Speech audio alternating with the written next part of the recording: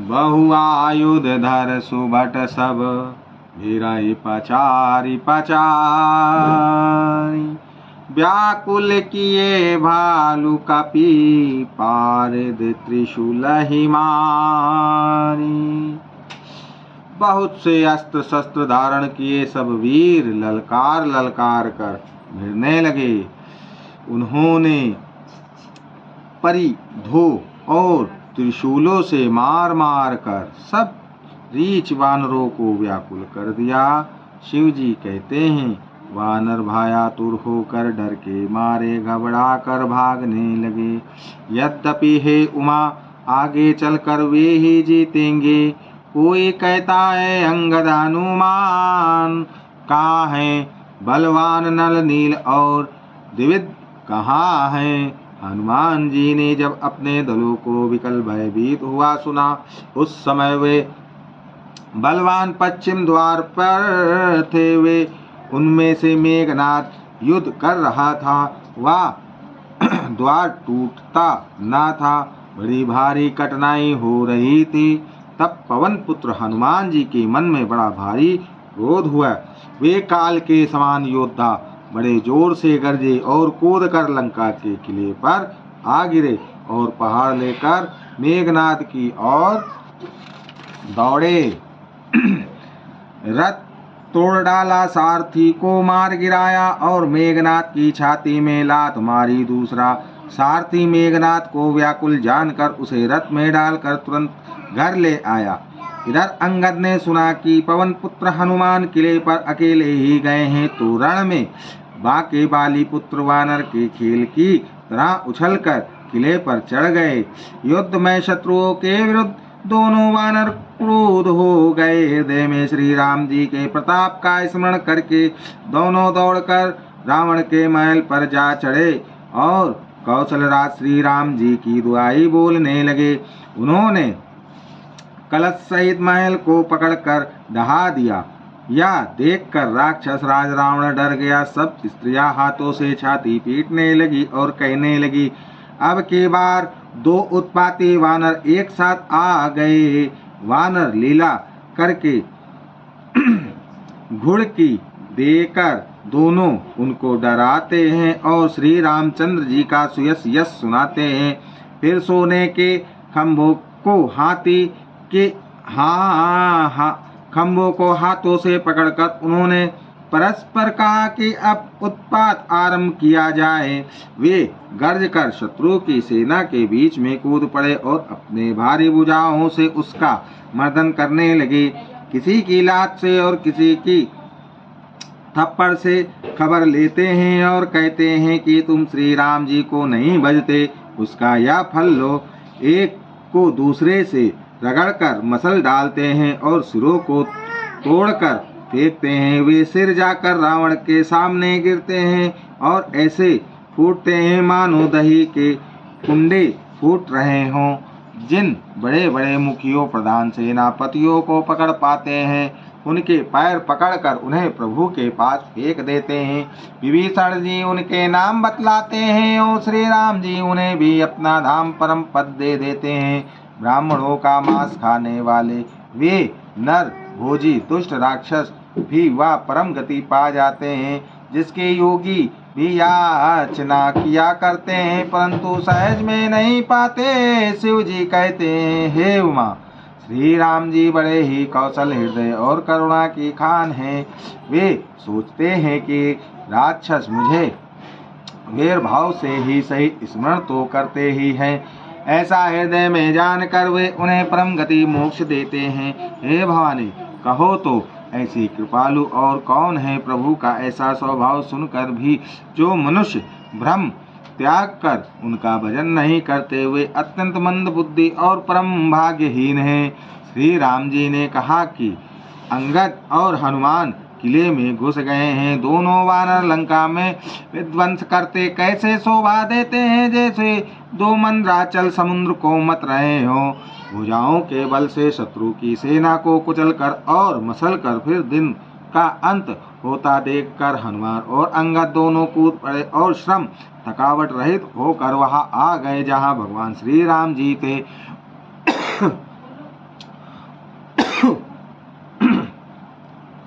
उन्होंने प्रभु के चरण कमलों में सिर नवाए। उत्तम योद्धाओं को देखकर श्री रघुनाथ जी मन में बहुत प्रसन्न हुए। श्री राम जी ने कृपा करके दोनों को देखा, जिससे वे श्रम रहित और परम सुखी हो गए। अंगद और हनुमान को गए जानकर सभी बालू और वानर वीर लौट पड़े। राक्षसों ने प्रदोष सायंकाल का बल पाकर रावण की दुहाई देते हुए वानरों पर धावा किया।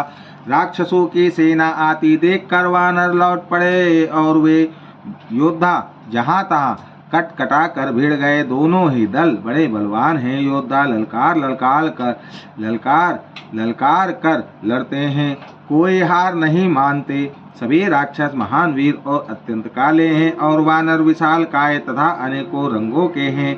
दोनों ही दल बलवान हैं और समान बल वाले योद्धा हैं। वे क्रोध करके लड़ते हैं और खेल करते हैं, वीरता दिखलाते हैं। राक्षस और वानर युद्ध करते हुए ऐसे जान पड़ते हैं मानो क्रमशः वर्षा और शरद ऋतु के बहुत से बादल पवन से प्रेरित होकर लड़ रहे हों। अंकपन और अतिकाय इन सेनापतियों ने अपनी सेना को विचलित होते देखकर माया की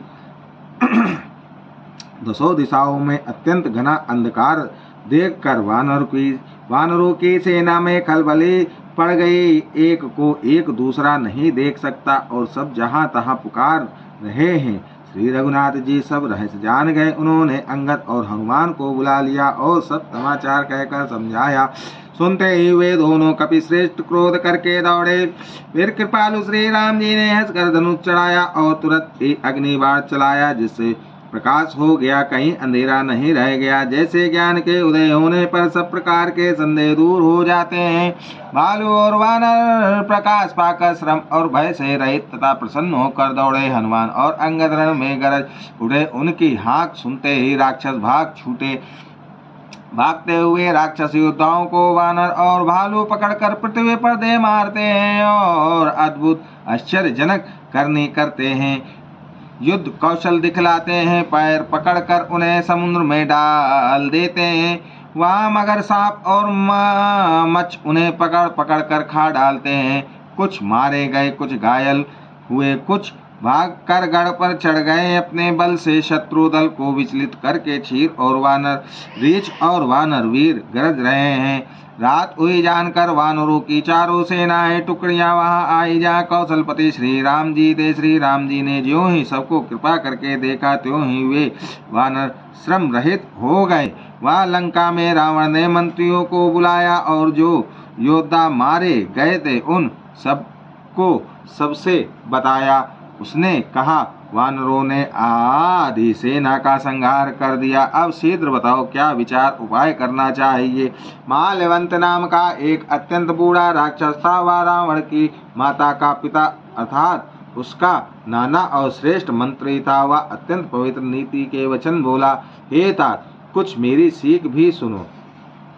जब से तुम सीता को हर लाए हो तब से इतने अपशकुन हो रहे हैं कि जो वर्णन नहीं किए जा सकते। वेद पुराणों ने जिनका यश गाया है उन श्री राम से विमुख होकर किसी ने सुख नहीं पाया। भाई हिरण्यकश्यपु सहित हिरण्याक्ष को और बलवान मधुकैटभ को जिन्होंने मारा था, वे ही कृपा के समुद्र भगवान राम रूप से अवतरित हुए हैं। जो काल स्वरूप हैं, दुष्टों के समूह रूपी वन के भस्म करने वाले अग्नि हैं, गुणों के धाम और ज्ञान धन हैं। एवं शिव जी और ब्रह्मा जी भी जिनकी सेवा करते हैं, उनसे वैर कैसा। अतः वैर छोड़कर उन्हें जानकी जी को दे दो और कृपा निधान परम स्नेही श्री राम जी का भजन करो। रावण को उसके वचन बाणों के समान लगे। वह बोला, अरे अभागे, मुंह काला करके यहाँ से निकल जा। तू बूढ़ा हो गया, नहीं तो तुझे मारे डालता। अब मेरी आंखों का अपना मुंह न दिखला। रावण के ये वचन सुनकर उसने माल्यवान ने अपने मन में ऐसा अनुमान किया कि इसे कृपा निधान श्री राम जी अब मारना ही चाहते हैं। वह रावण को दुर्वचन कहता हुआ उठकर चला गया। तब मेघनाथ क्रोध पूर्वक बोला, सवेरे मेरी करामात देखना, मैं बहुत कुछ करूँगा, थोड़ा क्या कहूँ, जो कुछ वर्णन करूँगा थोड़ा ही होगा। पुत्र के वचन सुनकर रावण को भरोसा आ गया। उसने प्रेम के साथ उसे गोद में बैठा लिया। विचार करते करते ही सवेरा हो गया। वानर फिर चारों दरवाजों पर जा लगे। वानरों ने क्रोध करके दुर्गम किले को घेर लिया। नगर में बहुत ही कोलाहल शोर मच गया। राक्षस बहुत तरह के अस्त्र शस्त्र धारण करके दौड़े और उन्होंने किले पर से पहाड़ों के शिखर ढहाए। उन्होंने पर्वतों के करोड़ों शिखर ढहाए। अनेक प्रकार से गोले चलने लगे। वे गोले ऐसे गहराते हैं जैसे वज्रपात हुआ हो, बिजली गिरी हो, और योद्धा ऐसे गरजते हैं मानो प्रलय काल के बादल हो। विकट वानर योद्धा भिड़ते हैं, कट जाते हैं, घायल हो जाते हैं, उनके शरीर जर्जर चलनी हो जाते हैं। तब वे भी लटते नहीं, हिम्मत नहीं हारते। वे पहाड़ उठाकर उसे किले पर फेंकते हैं। राक्षस जहाँ के तहाँ जो जहाँ होते हैं वही मारे जाते हैं। मेघनाद ने कानों से ऐसा सुना कि वानरों ने आकर फिर किले को घेर लिया है।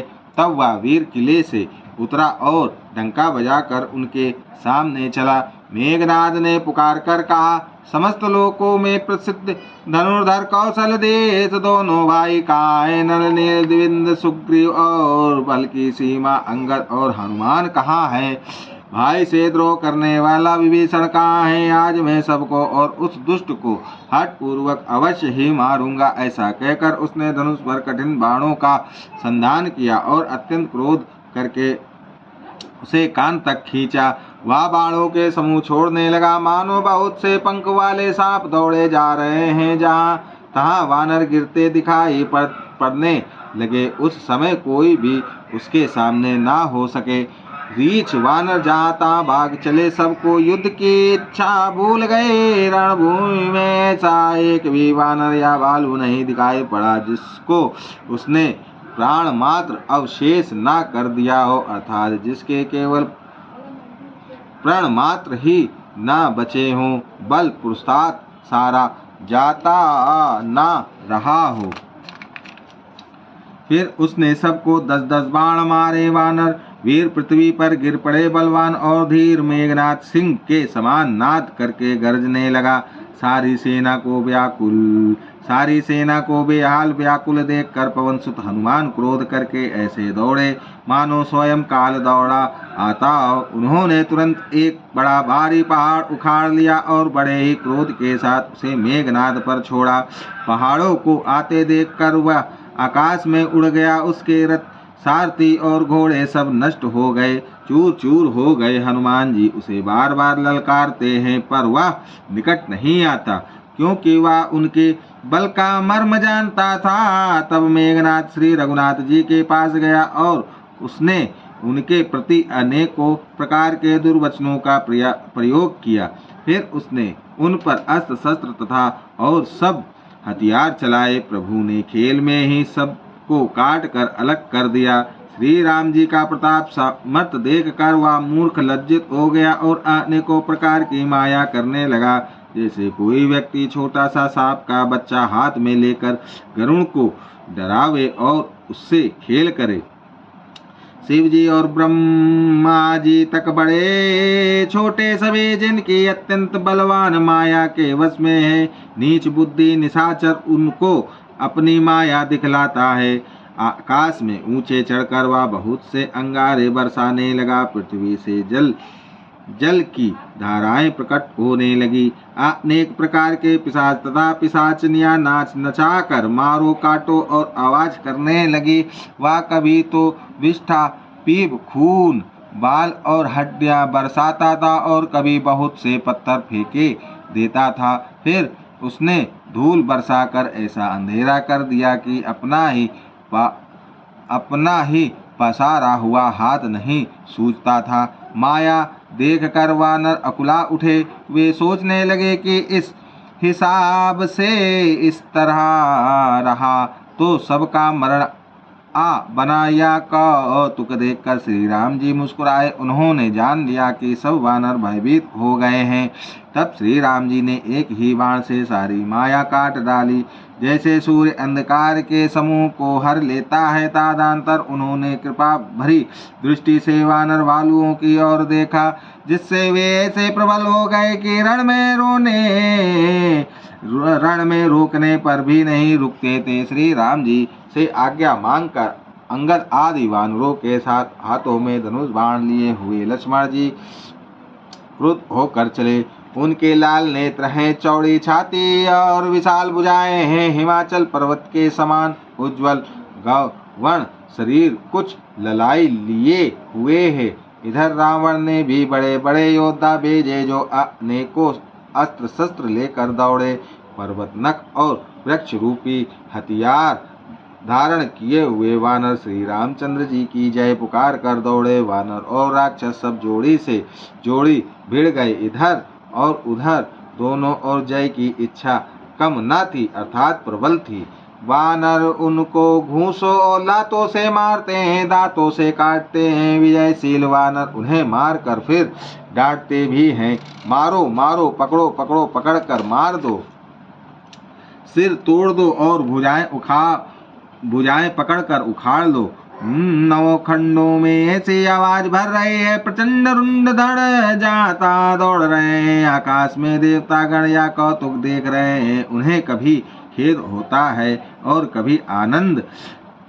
खून गड्ढों में भर कर जम गया है और उस पर धूल उड़कर पड़ रही है। वह दृश्य ऐसा है मानो अंगारों के ढेरों पर राख छा रही हो। घायल वीर कैसे शोभित हैं, जैसे फूले हुए लाश के पेड़। लक्ष्मण और मेघनाथ दोनों युद्ध अत्यंत क्रोध करके एक दूसरे से भिड़ते हैं। एक दूसरे को कोई किसी को जीत नहीं सकता। राक्षस छल बल माया और नीति अधर्म करता है। तब भगवान अनंत जी लक्ष्मण जी क्रोधित हुए और उन्होंने तुरंत उसके रथ को तोड़ डाला और सारथी को टुकड़े टुकड़े कर दिए। शेष जी लक्ष्मण जी उस पर अनेक प्रकार से प्रहार करने लगे। राक्षस के प्राण मात्र शेष रह गए। रावण पुत्र मेघनाथ ने मन में अनुमान किया कि अब तो प्राण संकट बना, ये मेरे प्राण हर लेंगे। तब उसने वीर धातनी शक्ति चलाई। वह तेज पूर्ण शक्ति लक्ष्मण जी की छाती में लगी। शरीर शक्ति के लगने से उन्हें मूर्छा आ गए। तब मेघनाथ भय छोड़कर उनके पास चला गया।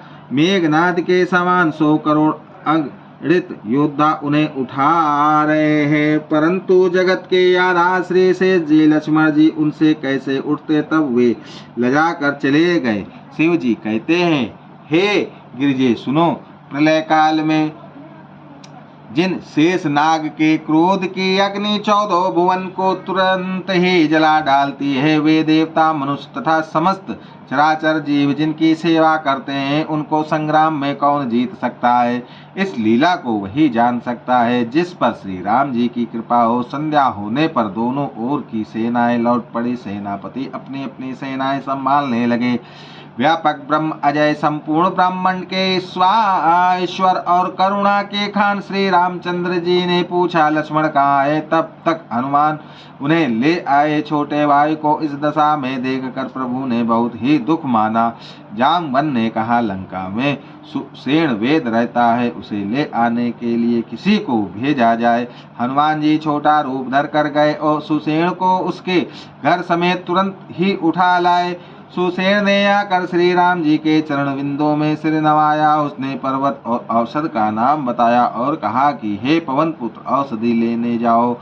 श्री राम जी के चरण कमलों को हृदय में रखकर पवन पुत्र हनुमान जी अपना बल बखान कर, अर्थात मैं अभी लिए आता हूँ, ऐसा कहकर चले। उधर एक गुप्तचर ने रावण को इस रहस्य की खबर दी। तब रावण काल नेमी के घर आया।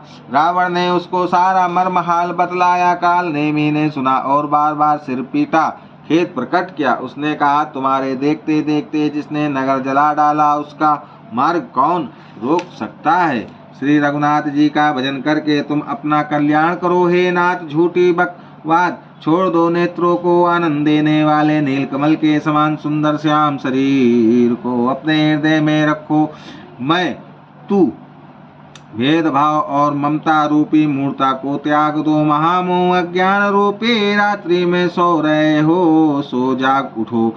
जो काल रूपी सर्प का भी भक्षक है, कहीं स्वप्न में भी वह रण में जीता जा सकता है। उसकी ये बातें सुनकर रावण बहुत ही क्रोधित हुआ। तब काल नेमी ने मन में विचार किया कि इसके हाथों से मरने की अपेक्षा श्री राम के दूत के हाथ से ही मरूं तो अच्छा है। यह दुष्ट तो पाप समूह में रत है।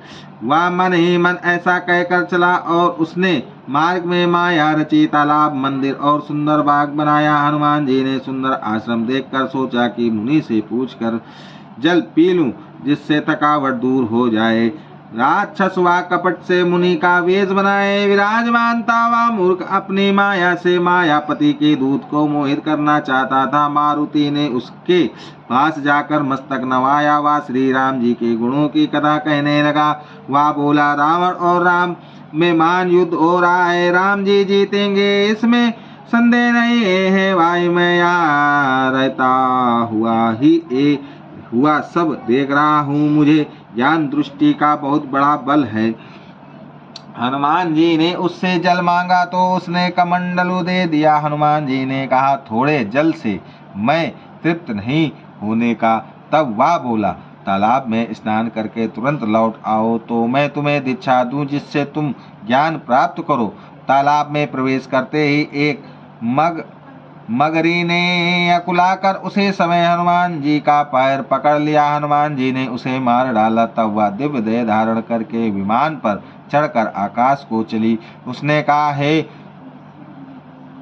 वानर, मैं तुम्हारे दर्शन से पाप रहित हो गई। हे तात श्रेष्ठ मुनि का साप मिट गया है। कपिया मुनि नहीं है, घोर निशाचर है। मेरा वचन सत्य मानो। ऐसा कहकर ज्यों ही वह अप्सरा गई त्यों ही हनुमान जी निशाचर के पास गए। हनुमान जी ने कहा, हे मुनि, पहले गुरु दक्षिणा ले लीजिए, पीछे आप मुझे मंत्र दीजिएगा। हनुमान जी ने उसके सिर को पूंछ में लपेटकर उसे पछाड़ दिया। मरते समय उसने अपना राक्षसी शरीर प्रकट किया। उसने राम राम कहकर प्राण छोड़े या उसके मुंह से राम नाम का उच्चारण सुनकर हनुमान जी मन में हर्षित होकर चले।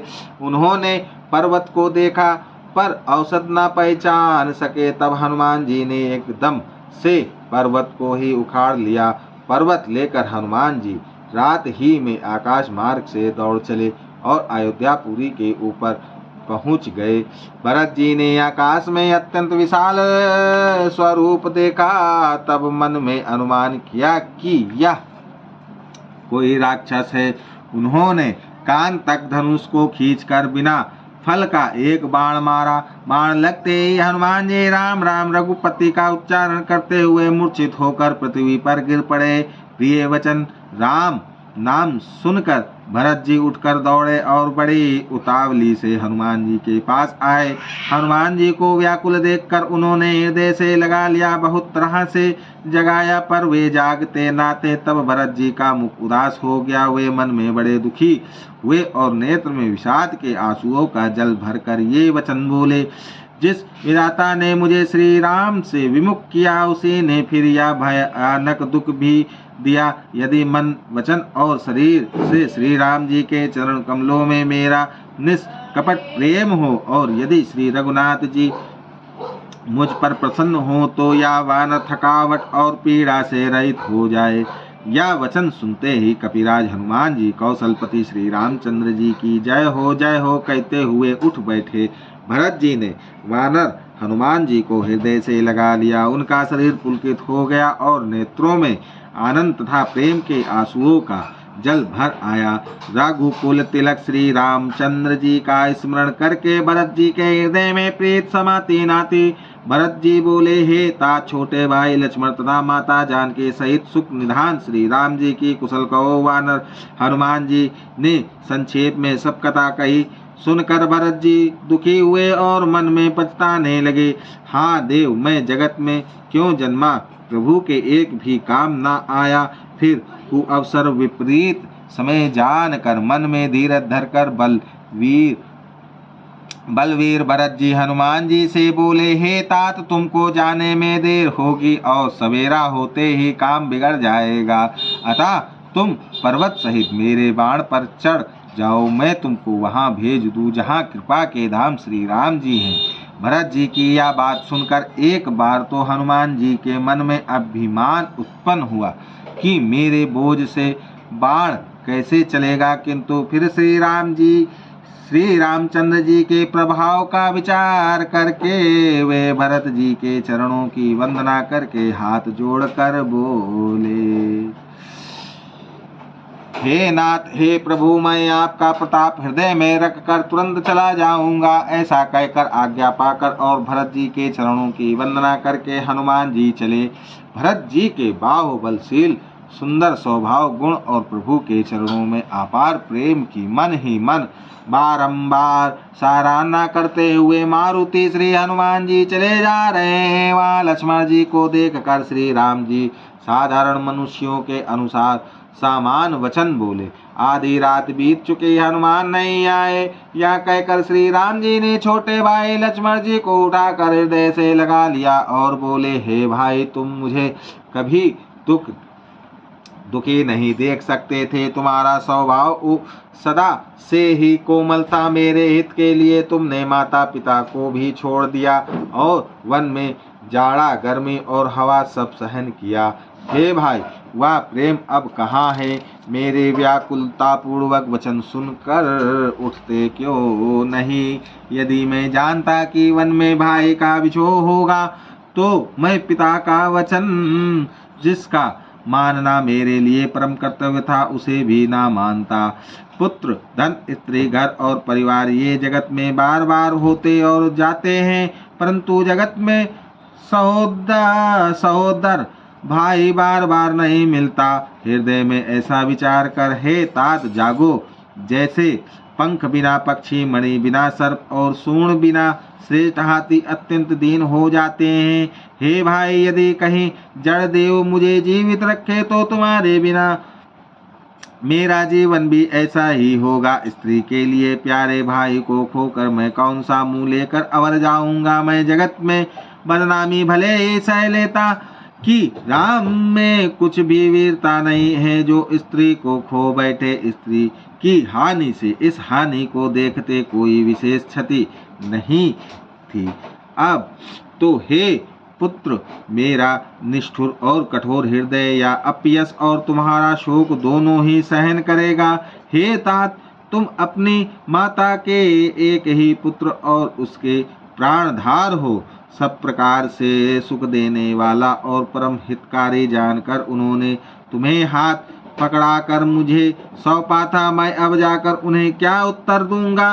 हे भाई, तुम उठकर मुझे सिखाते समझाते क्यों नहीं? सोच से छुड़ाने वाले श्री राम जी बहुत प्रकार से सोच कर रहे हैं। उनके कमल की पंखुड़ी के समान नेत्रों से विषाद के आंसुओं का जल बह रहा है। शिव जी कहते हैं, हे उमा, श्री रघुनाथ जी एक अद्वितीय और अखंड वियोग रहित हैं। भक्तों पर कृपा करने वाले भगवान ने लीला करके मनुष्य की दशा दिखलाई है।